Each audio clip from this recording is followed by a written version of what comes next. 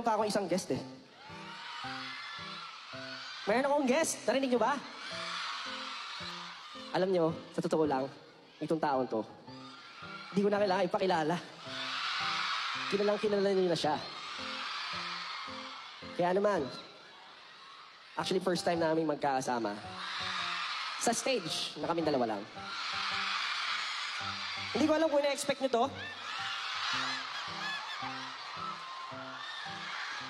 Pero ito po ay isa sa mga hinahangaan ko. Sa aking mga kapatid. Hindi ko na papakilala ko sino. Tatanong lahat, pagbigay tumulong. Bakit kayo? Bakit? Run, now we run. The Almighty, Pablo. Magandang gabi po sa inyo lahat. Ako po si Pablo. Kamusta po kayo? Okay lang ba kayo?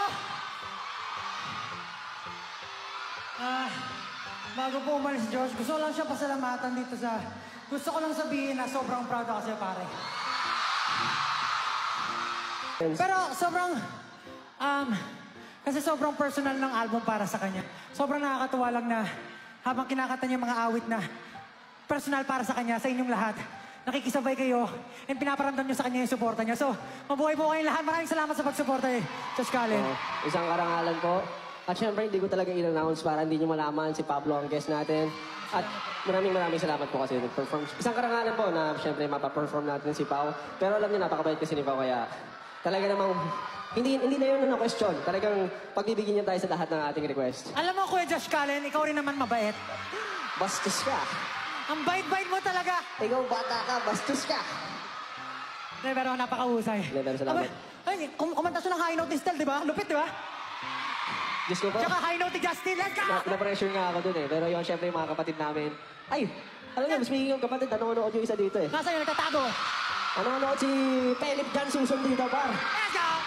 Philip! Ken! Shoutout sa'yo. Dapat sumama ka na dito eh. Tatlo na tayo eh. Pero, Stage dive! Gusto ko lang pasalamat kay Josh Cullen, kay Kuya Josh. Malapit na rin siya mag-birthday, abangan niyo po yan.